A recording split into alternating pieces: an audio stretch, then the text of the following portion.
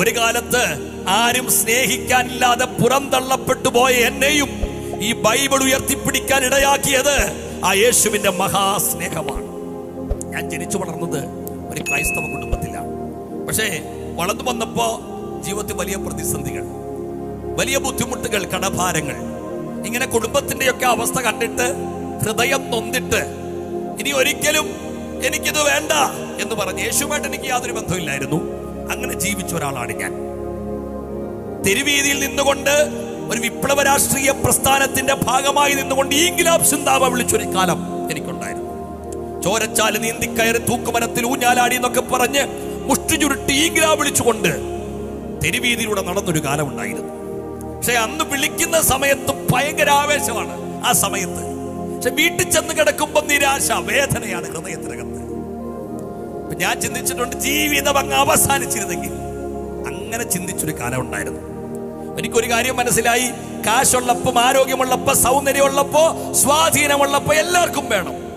പക്ഷെ എല്ലാം നഷ്ടപ്പെട്ട് കഴിയുമ്പോൾ കരിയാപ്പില പോലെ എടുത്ത് പുറത്തു കളയും. അങ്ങനെ തകർന്ന് ജീവിച്ചൊരു കാലഘട്ടം. ഒരിക്കൽ ഞാൻ ഇതുപോലൊരു സുവിശേഷ യോഗത്തില് എന്നെ ഒരാൾ വിളിച്ചോണ്ട് പോയതാണ്. ഏറ്റവും പുറകിൽ ഞാൻ പോയിരിക്കുകയാണ്. എനിക്ക് വലിയ താല്പര്യമൊന്നുമില്ല ആ യോഗത്തിലിരിക്കാൻ.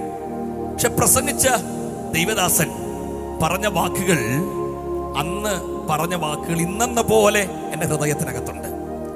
മോനെ, ഒരു ശൗലിന് ദൈവത്തെ വേണ്ടെങ്കിൽ മറ്റൊരു ശൗലിനെ എഴുന്നേൽപ്പിച്ചിട്ട് സുവിശേഷം പ്രസംഗിപ്പിക്കുന്നവനാണ് ദൈവം.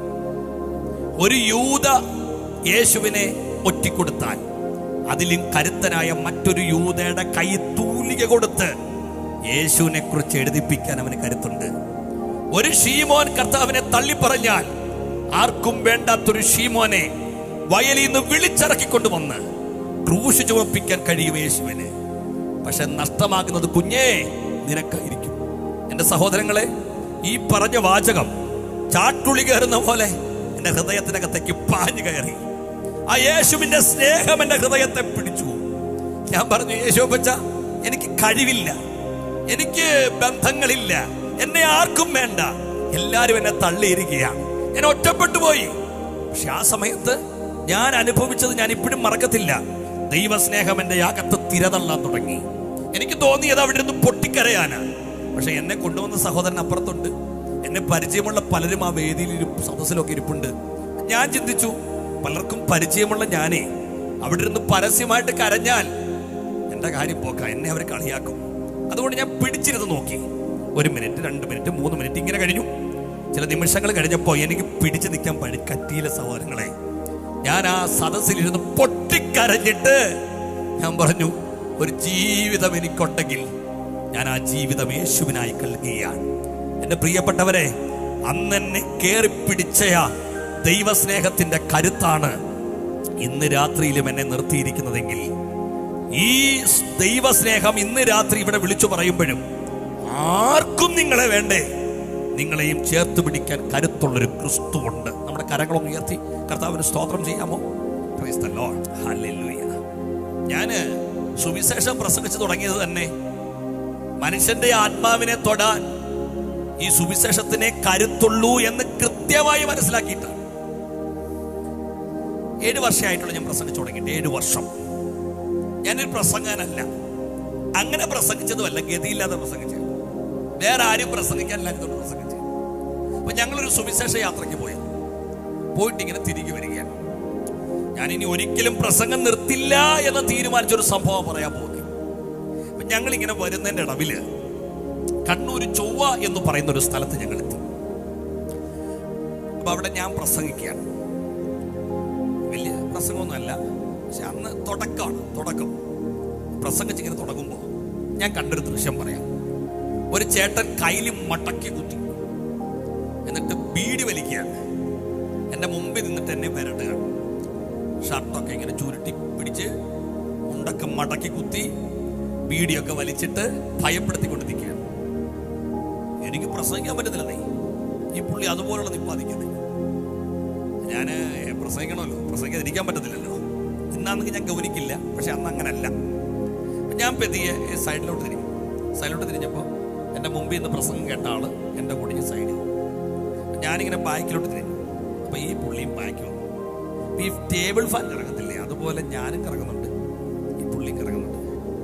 എന്നെ പ്രസംഗിക്കപ്പോൾ സമ്മതിക്കത്തില്ല.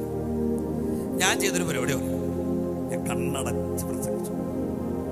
ഒരു 10 മിനിറ്റ് കഴിഞ്ഞാണ് ഈ ചേട്ടൻ എവിടം വരെ ആയെന്നറിയാൻ വേണ്ടി ഞാൻ കണ്ണൊന്ന് തുറന്നു നോക്കിയപ്പോൾ എന്നെ അത്ഭുതപ്പെടുത്തൊരു കാഴ്ച പറയാം. ആദ്യം നിന്ന നീ പല്ല പുള്ളിയുടെ അദ്ദേഹത്തിന്റെ കണ്ണ് നിറഞ്ഞിട്ടുണ്ട്.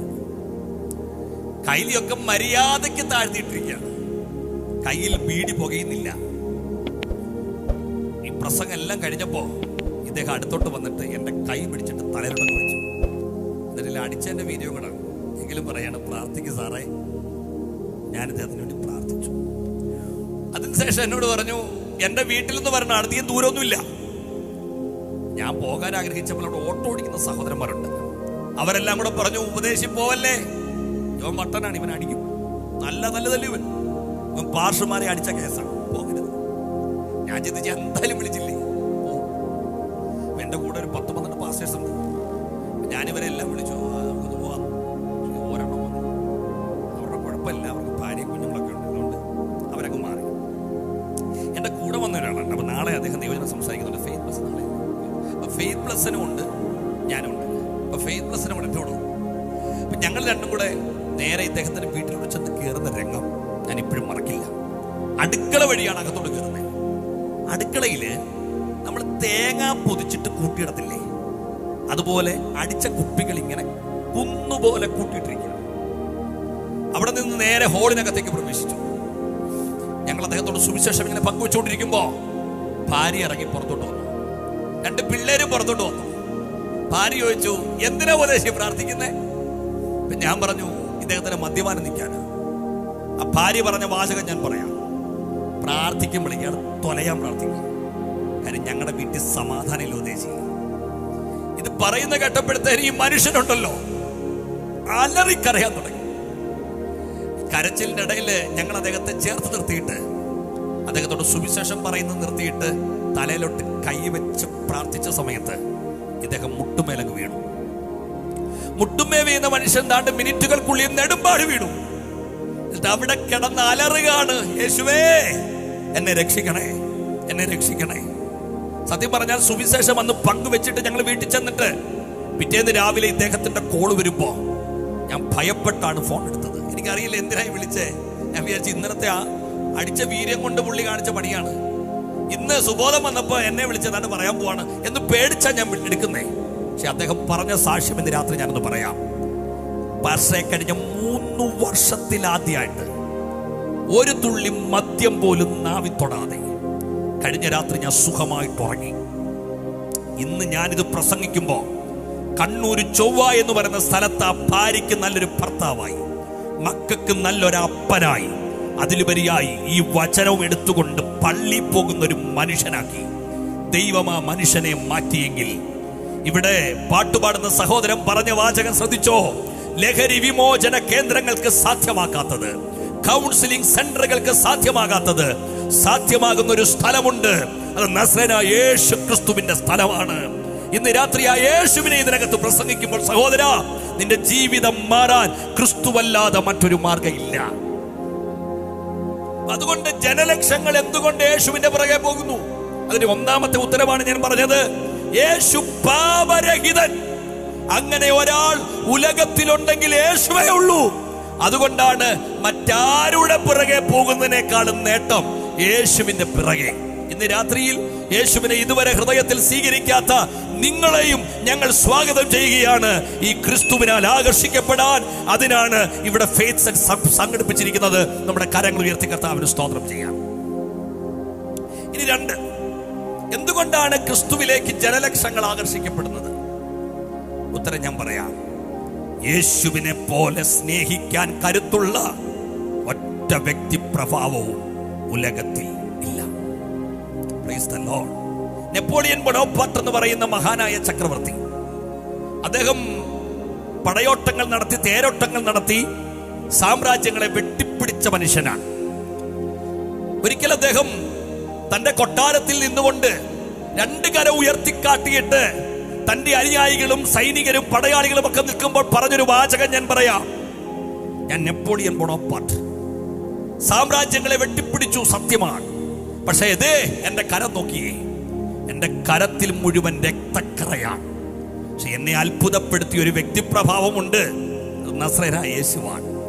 ഒരു തുള്ളി രക്തം പോലും ഊറ്റാതെ, രക്തം പോലും തന്റെ അനുയായികളെ ചിന്താതെ, പടവാളുകൊണ്ട് ആരെയും മുറിവേൽപ്പിക്കാതെ, സ്നേഹം കൊണ്ട് മനുഷ്യ മനസ്സുകളെ കീഴടക്കിയ ഒരു വ്യക്തി ഉണ്ടെങ്കിൽ അത് നസ്രയനായ യേശുവാണ്. എന്റെ പ്രിയപ്പെട്ടവരെ, ഇന്ന് രാത്രിയിൽ അദ്ദേഹത്തിന്റെ കാര്യം മാത്രമല്ല, ജനലക്ഷങ്ങളുടെ കൂട്ടത്തിൽ ഞാനും പെടും. ഒരു കാലത്ത് ആരും സ്നേഹിക്കാനില്ലാതെ പുറന്തള്ളപ്പെട്ടു പോയ എന്നെയും ഈ ബൈബിൾ ഉയർത്തിപ്പിടിക്കാൻ ഇടയാക്കിയത് ആ യേശുവിന്റെ മഹാസ്നേഹമാണ്. ഒരു മനുഷ്യൻ നടന്നു പോകുന്നതിന്റെ ഇടയില് കാല് തെറ്റി ഒരു വലിയ ചെളിക്കുണ്ടി വീണു. എന്നിട്ട് അവിടെ കിടന്നിട്ട് കയ്യും കാലും ഇട്ട് അടിക്കുക. ഇങ്ങനെ കയ്യും കാലും ഇട്ട് അടിക്കുന്നതിന്റെ ഇടയിൽ ഞാൻ അതുവഴി പോയി എന്നെ പരിചയമുള്ള ആളാണെന്ന് വിചാരിക്കുക. എന്നെ കണ്ടപ്പോ എന്നെ വിളിച്ചിട്ട് പറഞ്ഞു, എന്റെ പൊന്നുവനെ, എന്നെ ഒന്ന് രക്ഷിക്കടാ, ഞാൻ ഇപ്പൊ ചാവും. ഞാൻ എന്ത് ചെയ്തെന്നറിയോ? ഞാൻ ചെയ്ത പരിപാടി പറയാം. ഇന്ന് അനുഗ്രഹിക്കപ്പെട്ട കൊയറാണ്. അപ്പം ഈ സഹോദരൻ നമ്പർ എൻ്റെ കയ്യിലുണ്ട്. ഞാൻ പെട്ടെന്ന് അദ്ദേഹത്തെ വിളിച്ചു. എന്നിട്ട് പറഞ്ഞു, ഇങ്ങനെ ഇവിടെ ഒരാൾ ഇപ്പം ചാവും, പെട്ടെന്ന് ഇനി വരണമെന്ന് പറഞ്ഞു. വരുന്നതിനിടയിൽ ഒരു കാര്യം കൂടെ ചെയ്യണം. കീബോർഡ് വായിക്കുന്ന നമ്മുടെ സഹോദരനെയും വിളിക്കണം. പിന്നെ ഡ്രംസെറ്റ് അടിക്കുന്ന പുള്ളിയോട് പറയണം ഡ്രംസെറ്റ് എല്ലാ സാധനവും എടുത്തുകൊണ്ട് വരുന്നേക്കാൻ. എന്നിട്ട് അത്യാവശ്യം ഒരു 10,000 വാട്സ് സൗണ്ട് എങ്കിലും മിനിമം വേണം. ഓക്കെ പാസ്റ്റർ എന്ന് പറഞ്ഞു. ഇതെല്ലാം കൂടെ കൊണ്ടുവന്ന് അങ്ങോട്ട് വെച്ചിട്ട് ഒരു അരമണിക്കൂർ അടിപൊളി പാട്ടും പറഞ്ഞു, അനുഗ്രഹിക്കപ്പെട്ട ആരാധനയും. എന്നിട്ട് ഞാനൊരു 1 മണിക്കൂർ നിന്ന് കത്തിക്കാണ് പ്രസംഗം. ഞാൻ നിങ്ങളോട് ചോദിക്കട്ടെ, ഈ പുള്ളി രക്ഷപ്പെടുമോ? പറഞ്ഞു, രക്ഷപ്പെടത്തില്ലേ? രക്ഷപ്പെടാതിരിക്കുന്നതാണ് പേര്. രക്ഷപ്പെട്ടാൽ ആദ്യം പുള്ളി കിട്ടും. എന്നിട്ട് പറയും, ചാവാൻ തുടക്കുന്നതിൻ്റെ ഇടയിൽ നിന്റെ പാട്ടെന്തിനാണ് എനിക്ക്, നിന്റെ പ്രസംഗം എന്തിനാണ്? അവിടെ ആവശ്യം പ്രസംഗമല്ല, അവിടെ ആവശ്യം പാട്ടല്ല. പാട്ട് അവനെ രക്ഷിക്കില്ല, പ്രസംഗം അവനെ രക്ഷിക്കില്ല. ഇനി ഞാൻ അവനോട് പറയാ, തീർത്ഥാടനം നടത്തിയാൽ നീ രക്ഷപ്പെടും, ചെരുപ്പൊന്നും ഇല്ലാതെ മല കയറിപ്പോ എന്ന് പറഞ്ഞാല്, എടാ ചാകാൻ കിടക്കുന്നവന് ഒന്ന് നടക്കാൻ പറ്റുമോ? അവൻ ചാകുക, അവൻ കുഴിയിൽ മുങ്ങിത്താഴാൻ പോവാ. അവനോട് ഞാൻ പറയാം, മെഴുകുതിരി കത്തിച്ചാൽ നീ രക്ഷപ്പെടും. എന്റെ പ്രിയപ്പെട്ടവരെ, അവനാവശ്യം മെഴുകുതിരി അല്ല, അവനാവശ്യം പാട്ടല്ല, അവനാവശ്യം പ്രസംഗമല്ല, അവനാവശ്യം ചെളിക്കുണ്ടിൽ മുങ്ങിത്താടുന്ന അവനെ കരം പിടിച്ചു പൊക്കിയെടുക്കാൻ ഒരു രക്ഷകനാണ്. ചരിത്രം ആരംഭിച്ച അന്നു മുതൽ ഇന്നുവരെ ലോകത്തിലെ മത നേതാക്കൾക്കോ രാഷ്ട്രീയ ആചാര്യന്മാർക്കോ മനുഷ്യന്റെ പാപത്തിൽ നിന്ന് അവനെ വീണ്ടെടുക്കാൻ കഴിയാതിരുന്നപ്പോ 2000 വർഷങ്ങൾക്കപ്പുറം സ്വർഗമഹിമകളെ വെടിഞ്ഞ് ഈ താണഭൂമിയിലേക്ക് ഇറങ്ങി വന്ന് പാപത്തിന്റെ ചെളിക്കുണ്ടിൽ മുങ്ങിത്താണ മാനവരാശിയെ കരം പിടിച്ചു പൊക്കിയെടുത്ത ഒരു രക്ഷകനുണ്ടെങ്കിൽ ആ രക്ഷകന്റെ പേരാണ് നസ്രയനായ യേശു ക്രിസ്തു. ഇന്ന് രാത്രി ഈ ദൂത് കേൾക്കുമ്പോ, ദേശമേ, യേശുവല്ലാതെ മനുഷ്യന്റെ പാപത്തിന് രക്ഷപ്പെടാൻ മറ്റൊരു മാർഗമില്ല.